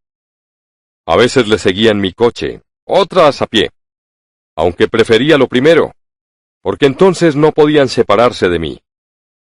De ahí resultó que solo cobrara las carretas a primera hora de la mañana o a última de la noche, principiando a endeudarme con mi patrón. Me tenía ello sin cuidado, mientras pudiera echarles el guante a mis enemigos. Eran estos muy astutos, sin embargo. Debieron sospechar que acaso alguien seguía su rastro, ya que nunca salían solos o después de anochecido. Durante 2 semanas no los perdí de vista y en ningún instante se separó el uno del otro. Driver andaba la mitad del tiempo borracho, pero Stangerson no se permitía un segundo de descuido. Los vigilaba de claro en claro y de turbio en turbio, sin encontrar sombra siquiera de una oportunidad. No incurría aún así en el desaliento, pues una voz interior me decía que había llegado mi hora. Solo tenía un cuidado: que me estallara esta cosa que llevo dentro del pecho demasiado pronto, impidiéndome dar remate a mi tarea. Al fin, una tarde en la que llevaba ya varias veces recorrida en mi coche Torquay Terrace, tal nombre distinguía la calle de la pensión donde se alojaban, observé que un vehículo hacía alto justo delante de su puerta. Sacaron de la casa algunos bultos, y poco después Driver y Stangerson, que habían aparecido tras ellos, partieron en el carruaje. Incité a mi caballo y no los perdí de vista, aunque me inquietaba la idea de que fueran a cambiar otra vez de residencia. Se apearon en Euston Station, y yo confié mi montura a un niño, mientras lo seguía hasta los andenes. Oí que preguntaban por el tren de Liverpool, y también la contestación del vigilante, quien les explicó que ya estaba en camino y que habían de aguardar 1 hora hasta el siguiente. La noticia pareció alterar grandemente a Stangerson y producir cierta complacencia en Driver. Me arrimé a ellos lo bastante para escuchar cada una de las palabras que a la sazón se intercambiaban. Driver dijo que le aguardaba un pequeño negocio, y que si el otro tenía a bien esperarle, se reuniría con él a no mucho tardar. Su compañero no se mostró conforme, y recordó su acuerdo de permanecer juntos. Driver repuso que el asunto era delicado, y que debía tratarlo él solo. No pude oír la réplica de Stangerson, mas Driver prorrumpió en improperios, diciendo al otro que no era el cabo sino un sirviente a sueldo, sin títulos para ordenarle esto o lo de más allá. Entonces prefirió ceder el secretario, tras de lo cual quedó convencido que Driver se reuniría con Stangerson en el Hotel Holiday Private, caso de que llegase a perder el último tren. El primero aseguró que estaría de vuelta en los andenes antes de las 11 y abandonó la estación. La ocasión, que tanto tiempo había guardado, parecía ponerse por fin al alcance de la mano. Tenía a mis enemigos en mi poder. Juntos podían darse protección uno al otro, mas por separado se hallaban a mi merced. No me dejé llevar, sin embargo, de la premura. Mi plan estaba ya dibujado. No hay satisfacción en la venganza a menos que el culpable encuentre modo de saber de quién es la mano que lo fulmina y cuál la causa del castigo. Entraba en mis propósitos que el hombre que me había agraviado pudiera comprender que sobre él se proyectaba la sombra de su antiguo pecado. Por ventura, el día antes, mientras visitaban unos inmuebles en Brixton Road, un sujeto había extraviado la llave de uno de ellos en mi coche. Fue reclamada y devuelta aquella misma tarde, no antes, sin embargo, de que yo hubiera hecho un molde y obtenido una réplica de la original. De este modo ganaba acceso a un punto, al menos de la ciudad, donde podía tener la seguridad de obrar sin ser interrumpido. ¿Cómo arrastrar a Driver hasta esa casa? Era la difícil cuestión que ahora se me presentaba. Mi hombre prosiguió calle abajo, entrando en uno o dos bares, y demorándose en el último casi media hora. Salió del último, dibujando eses, bien empapado ya en alcohol. Hizo una seña al Simón que había justo enfrente de mí.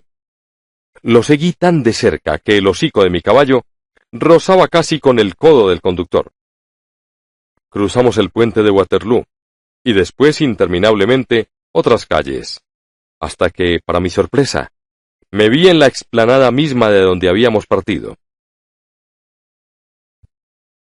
Ignoraba la razón de ese retorno, pero asusé a mi caballo y me detuve a unas 100 yardas de la casa. Driver entró en ella, y el Simón siguió camino. «Denme un vaso de agua, por favor. Tengo la boca seca de tanto hablar». Le alcancé el vaso que apuró al instante. «Así está mejor», dijo. «Bien». Llevaba haciendo guardia un cuarto de hora, aproximadamente, cuando de pronto me llegó de la casa un ruido de gente enzarzada en una pelea. Inmediatamente después se abrió con brusquedad la puerta y aparecieron dos hombres, uno de los cuales era Driver, y el otro, un joven al que nunca había visto antes. Este tipo tenía sujeto a Driver por el cuello de la chaqueta, y cuando llegaron al pie de la escalera, le dio un empujón y una patada, después que lo hizo trastabillar hasta el centro de la calle. «¡Canalla!», exclamó, enarbolando su bastón. «Voy a enseñarte yo a ofender a una chica honesta». Estaba tan excitado que sospecho que hubiera molido a Driver a palos, de no poner el miserable pies en polvorosa. Corrió hasta la esquina, y viendo entonces mi coche, hizo ademán de llamarlo, saltando después a su interior. «Al Holidays Private», dijo. Viéndolo ya adentro, sentí tal pálpito de gozo, que temí que en ese instante último pudiera estallar mi aneurisma. Apuré la calle con lentitud, mientras reflexionaba sobre el curso a seguir. Podía llevarlo sin más a las afueras, y allí, en cualquier camino, celebrar mi postrer entrevista con él. Casi tenía decidido tal, cuando Driver me brindó otra solución. Se había apoderado nuevamente de él el delirio de la bebida, y me ordenó que le condujera a una taberna. Ingresó en ella tras haberme dicho que aguardara por él. No acabó hasta la hora de cierre, y para entonces estaba tan borracho que me supe dueño absoluto de la situación. No piensen que figuraba en mi proyecto asesinarlo a sangre fría. No hubiese vulnerado con ello la más estricta justicia, mas me lo vedaba, por así decirlo, el sentimiento. Desde tiempo atrás había determinado no negarle la oportunidad de seguir vivo, siempre y cuando supiera aprovecharla. Entre los muchos trabajos que he desempeñado en América, se cuenta el de conserje y barrendero en un laboratorio de George College. Un día, el profesor, hablando de venenos, mostró a los estudiantes cierta sustancia, a la que creo recordar que dio el nombre de alcaloide, y que había extraído de una flecha inficionada por los indios sudamericanos. Tan fuerte era su efecto, que un solo gramo bastaba a producir la muerte instantánea. Eché el ojo a la botella donde guardaba la preparación, y cuando todo el mundo se hubo ido, cogí un poco para mí. No se me da mal el oficio de boticario. Con el alcaloide fabriqué unas píldoras pequeñas y solubles, que después coloqué en otros tantos estuches junto a unas réplicas de idéntico aspecto, mas desprovistas de veneno. Decidí que, llegado el momento, esos caballeros extrajeran una de las píldoras, dejándome a mí las restantes. El procedimiento era no menos mortífero, y desde luego más sigiloso, que disparar con una pistola a través de un pañuelo. Desde entonces nunca me separaba de mi precioso cargamento, al que ahora tenía ocasión de dar destino. Más cerca estábamos de la 1 que de las 12, y la noche era de perros, huracanada y metida en agua. Con lo desolado del paisaje aledaño, contrastaba mi euforia interior, tan intensa que había de contenerme para no gritar. Quienquiera de ustedes que haya anhelado una cosa, y por espacio de 20 años, porfiado en anhelarla, hasta que de pronto la vea al alcance de su mano, comprenderá mi estado de ánimo. Encendí un cigarro para calmar mis nervios, mas me temblaban las manos y latían las sienes de pura excitación. Conforme guiaba el coche, pude ver al viejo Ferrier y a la dulce Lucy, mirándome desde la oscuridad y sonriéndome, con la misma precisión con que les veo ahora a ustedes. Durante todo el camino me dieron escolta, cada uno a un lado del caballo, hasta la casa de Brixton Road. No se veía un alma, ni llegaba al oído el más leve rumor, quitando el menudo de la lluvia. Al asomarme a la ventana del carruaje, avisté a Driver, que hecho un lío, se hallaba entregado al sueño del beodo. Lo sacudí por un brazo. «¡Hemos llegado!», dije. «Está bien, cochero», repuso. Supongo que se imaginaba en el hotel cuya dirección me había dado, porque descendió dócilmente y me siguió a través del jardín. Hube de ponerme a su flanco para tenerle derecho, pues estaba aún un poco turbado por el alcohol. Una vez en el umbral, abrí la puerta y penetramos en la pieza del frente. Le doy mi palabra de honor que durante todo el trayecto, padre e hija caminaron juntos delante de nosotros. «Está esto oscuro como boca de lobo», dijo andando a tientas. «Pronto tendremos luz», repuse, al tiempo que encendía una cerilla y la aplicaba a una vela que había traído conmigo. «Ahora, Enoch Driver», añadí levantando la candela hasta mi rostro. «Intente averiguar quién soy yo». Me contempló un instante con sus ojos turbios de borracho, en los que una súbita expresión de horror, acompañada de una contracción de toda la cara, me dio a entender que en mi hombre se había obrado una revelación. Retrocedió vacilante, dando diente con diente y lívido el rostro, mientras un sudor frío perlaba su frente. Me apoyé en la puerta y lancé una larga y fuerte carcajada. Siempre había sabido que la venganza sería dulce, aunque no todo lo maravillosa que ahora me parecía. «Miserable», dije. «He estado siguiendo tu pista desde Salt Lake City hasta San Petersburgo, sin conseguir apresarte. Por fin han llegado tus correrías a término, porque esta será, para ti o para mí, la última noche». Reculó aún más ante semejantes palabras, y pude adivinar por la expresión de su cara que me creía loco. De hecho, lo fui un instante. El pulso me latía en las sienes como a redobles de tambor, y creo que habría sufrido un colapso, a no ser porque la sangre, manando de la nariz, me trajo momentáneo alivio. «¿Qué piensas de Lucy Ferrier ahora?», grité, cerrando la puerta con llave y agitando ésta ante sus ojos. «El castigo se ha hecho esperar, pero ya se cierne sobre ti. Vi temblar sus labios cobardes. Habría suplicado por su vida de no saber lo inútil. —¿Va a asesinarme? —balbució. —¿Asesinarte? —repuse. ¿Se asesina acaso a un perro rabioso? ¿Te preocupó semejante cosa cuando separaste a mi pobre Lucy de su padre recién muerto para llevarla a tu maldito y repugnante harén? —No fui yo autor de esa muerte —gritó—. Pero sí partiste por medio un corazón inocente —dije, mostrándole la caja de las pastillas. —Que el Señor emita su fallo. Toma una y trágala. En una habita la muerte, en otra la salvación. Para mí será la que tú dejes. Veremos si existe justicia en el mundo, o si gobierna a éste el azar. Cayó de hinojos pidiendo a gritos perdón. Mas yo desenvainé mi cuchillo y lo allegué a su garganta, hasta que me hubo obedecido.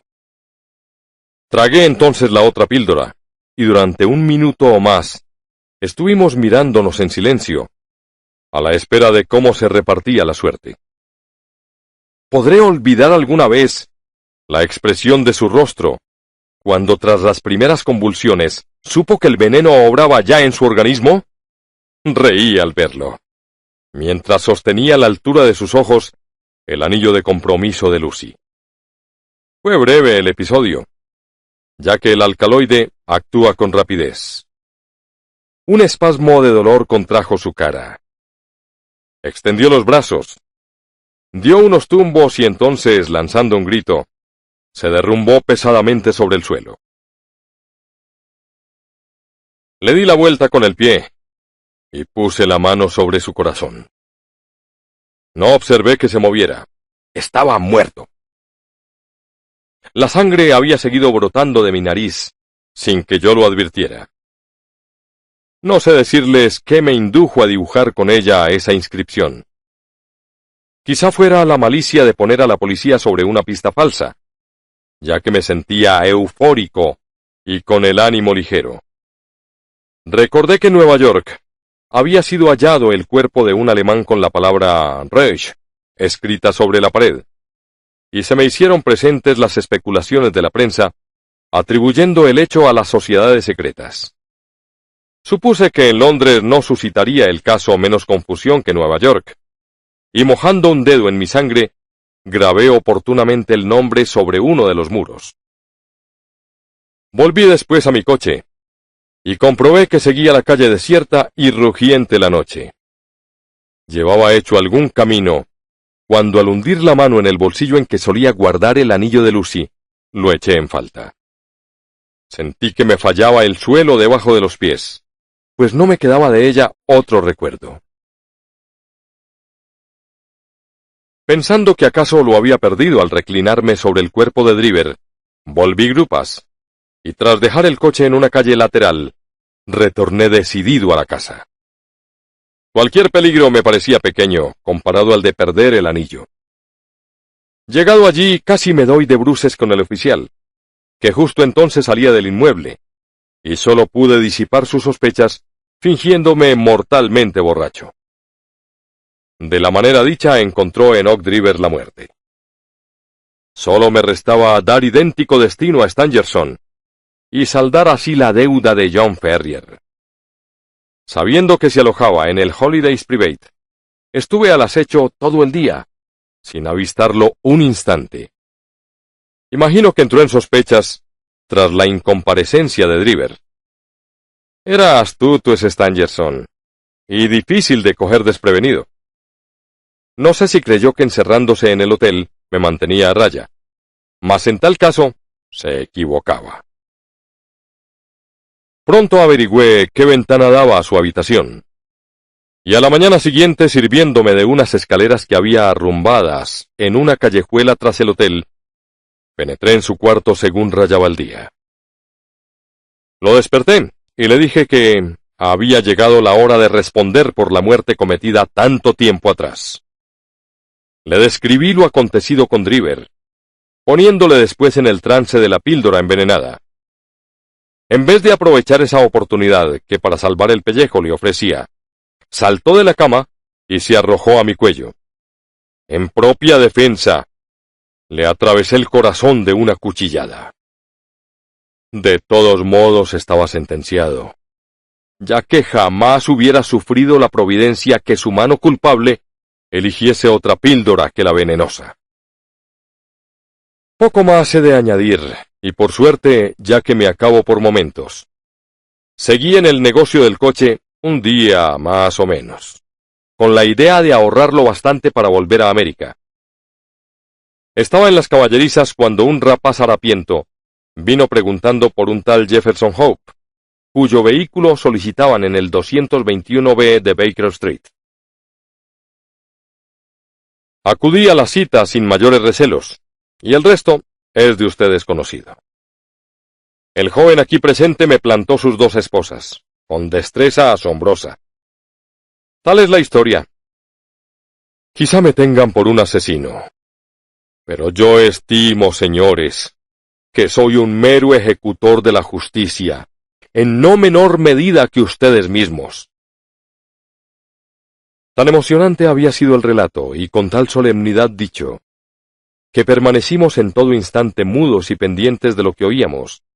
Incluso los dos detectives profesionales, hechos como estaban a cuanto se relaciona con el crimen, semejaban fascinados por la historia. Cuando ésta hubo terminado, se produjeron unos minutos de silencio, roto tan solo por el lápiz de Lestrade al rasgar el papel en que iban quedando consignados los últimos detalles de su informe escrito.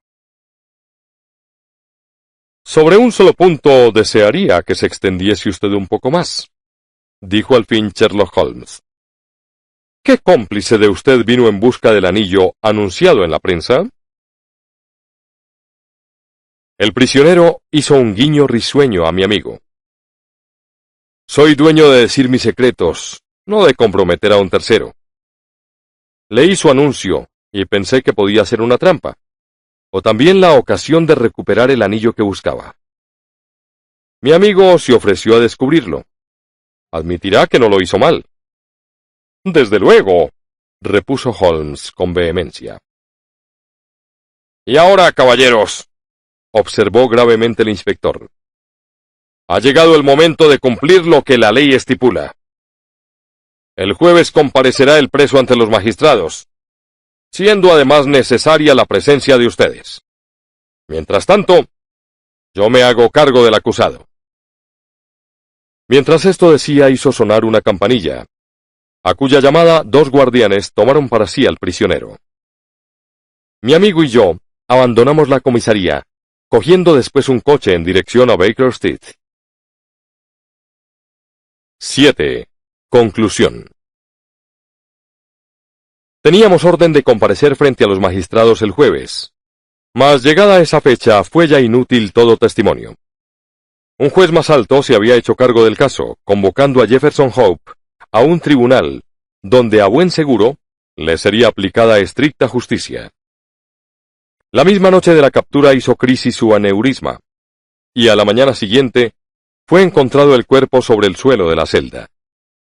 En el rostro había impresa una sonrisa de placidez, como la de quien volviendo la cabeza atrás, contempla en el último instante una vida útil o un trabajo bien hecho. Gregson y Lestrade han de estar tirándose de los cabellos, observó Holmes, cuando a la tarde siguiente discutíamos sobre el asunto. Muerto su hombre, ¿quién les va a dar ahora publicidad? No veo que interviniesen grandemente en su captura, repuso. Poco importa que una cosa se haga, replicó mi compañero con amargura. La cuestión está en hacer creer a la gente que la cosa se ha hecho. Mas vaya lo uno por lo otro, añadió poco después, ya de mejor humor. No me habría perdido la investigación por nada del mundo. No alcanzo a recordar caso mejor que este. Aun siendo simple, encerraba puntos sumamente instructivos. ¡Simple!, exclamé. Bien. En realidad, apenas si admite ser descrito de distinto modo, dijo Sherlock Holmes, regocijado de mi sorpresa. La prueba de su intrínseca simpleza está en que sin otra ayuda que unas pocas deducciones, en verdad nada extraordinarias, puse mano al criminal en menos de 3 días. ¿Cierto?, dije.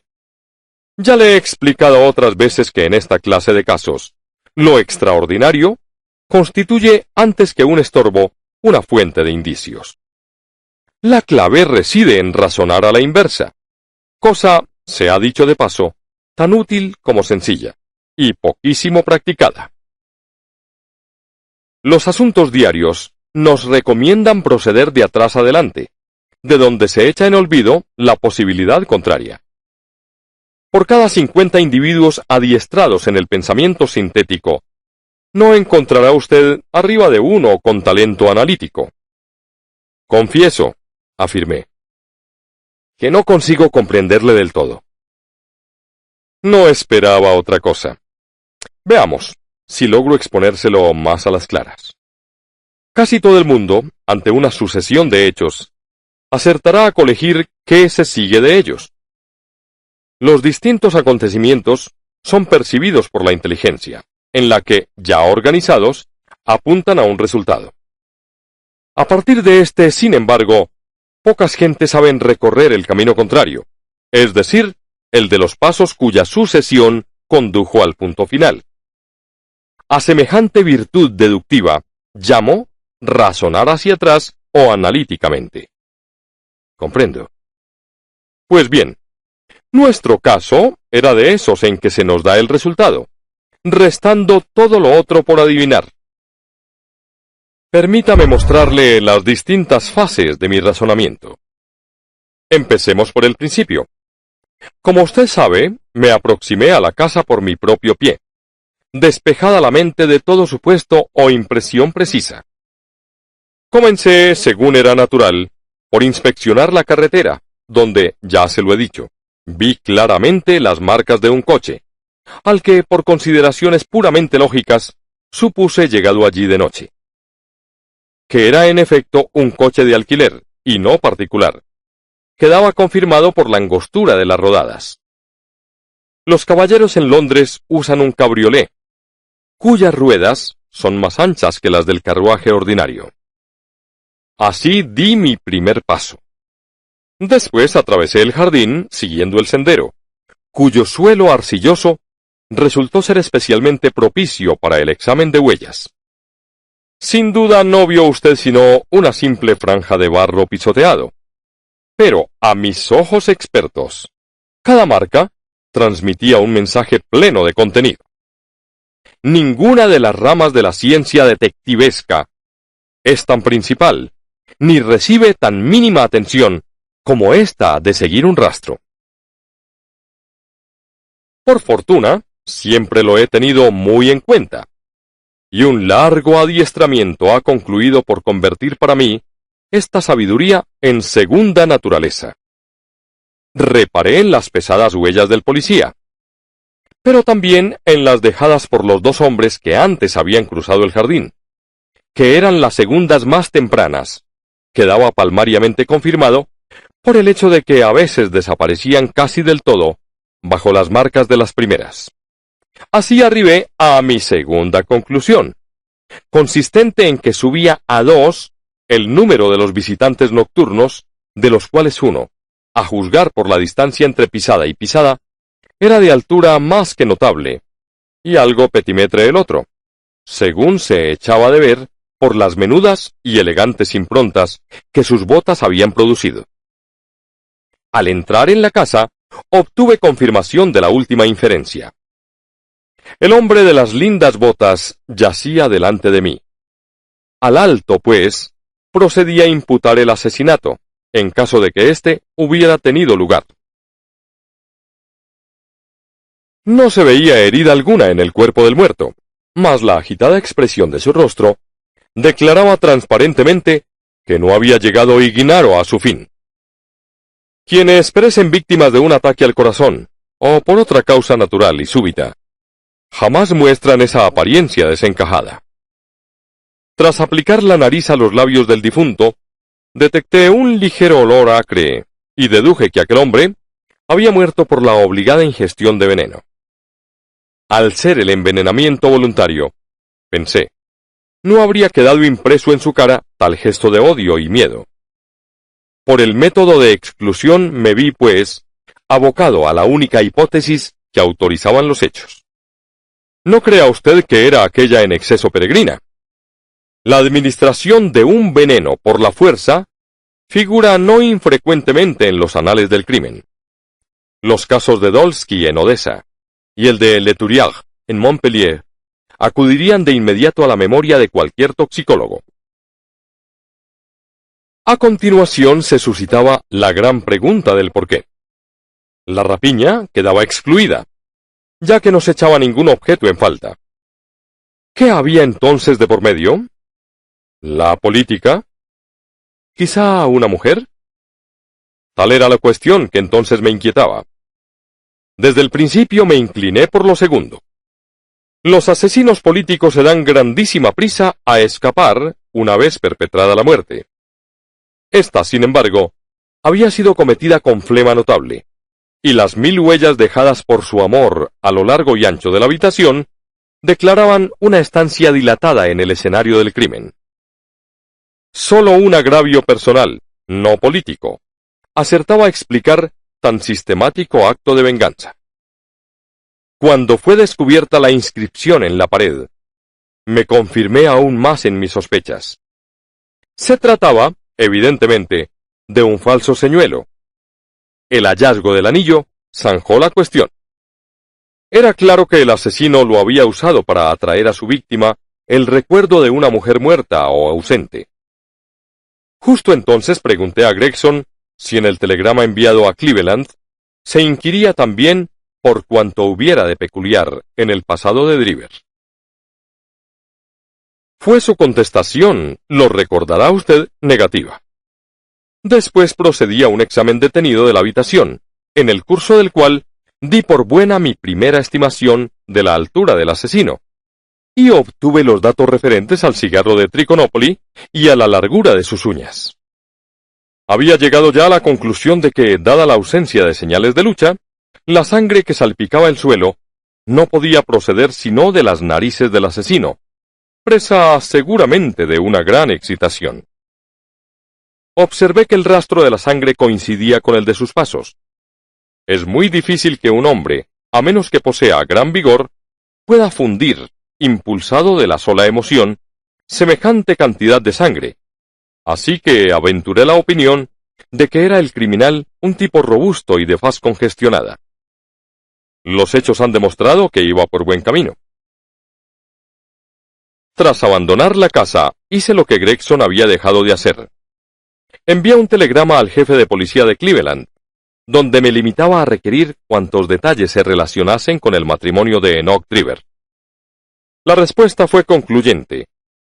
Declaraba que Driver había solicitado ya la protección de la ley contra un viejo rival amoroso, un tal Jefferson Hope, y que este Hope se encontraba a la sazón en Europa. Supe entonces que tenía la clave del misterio en mi mano, y que no restaba sino atrapar al asesino. Tenía ya decidido que el hombre que había entrado en la casa con Driver y el conductor del carruaje eran uno y el mismo individuo. Se apreciaban en la carretera huellas que solo un caballo sin gobierno puede producir. ¿Dónde iba a estar el cochero si no en el interior del edificio? Además, vulneraba toda lógica el que un hombre cometiera deliberadamente un crimen ante los ojos, digamos, de una tercera persona, un testigo que no tenía por qué guardar silencio. Por último, para un hombre que quisiera rastrear a otro a través de Londres, el oficio de cochero parecía sin duda el más adecuado. Todas estas consideraciones me condujeron irresistiblemente a la conclusión de que Jefferson Hope debía contarse entre los aurigas de la metrópoli. Si tal había sido, era razonable además que lo siguiera siendo. Desde su punto de vista, cualquier cambio súbito solo podía atraer hacia su persona una atención inoportuna. Probablemente, durante cierto tiempo al menos, persistiría en su oficio de cochero. Nada arguía tampoco que lo fuera a hacer bajo nombre supuesto. ¿Por qué mudar de nombre en un país donde era desconocido? Organicé por tanto mi cuadrilla de detectives vagabundos, ordenándoles acudir a todas las casas de coches de alquiler hasta que dieran con el hombre al que buscaba. ¡Qué bien cumplieron el encargo! ¿Y qué prisa me di a sacar partido de ello? Son cosas que aún deben estar frescas en su memoria. El asesinato de Stangerson nos cogió enteramente por sorpresa, mas en ningún caso hubiésemos podido impedirlo. Gracias a él, ya lo sabe, me hice con las píldoras, cuya existencia había previamente conjeturado. Vea cómo se ordena toda la peripecia según una cadena de secuencias lógicas, en las que no existe un solo punto débil o de quiebra. ¡Magnífico!, exclamé. Sus méritos debieran ser públicamente reconocidos. Sería bueno que sacase a la luz una relación del caso. Si no lo hace usted, lo haré yo. Haga, doctor, lo que le venga en gana, repuso. Y ahora, eche una mirada a esto, agregó entregándome un periódico. Era El Hecho del Día, y el párrafo sobre el que llamaba mi atención aludía al caso de autos. El público rezaba: se ha perdido un sabrosísimo caso con la súbita muerte de un tal Hope, autor presunto del asesinato del señor Enoch Driver y Joseph Stangerson. Aunque quizá sea demasiado tarde para alcanzar un conocimiento preciso de lo acontecido, se nos asegura de fuente fiable que el crimen fue efecto de un antiguo y romántico pleito, al que no son ajenos ni el mormonismo ni el amor. Parece que las dos víctimas habían pertenecido de jóvenes a los santos del último día, procediendo también Hope, el prisionero fallecido, de Salt Lake City. El caso habrá servido, cuando menos, para demostrar espectacularmente la eficacia de nuestras fuerzas policiales, y para instruir a los extranjeros sobre la conveniencia de zanjar sus diferencias en su lugar de origen, y no en territorio británico. Es un secreto a voces que el mérito de esta acción policial corresponde por entero a los señores Lestrade y Gregson, los dos famosos oficiales de Scotland Yard.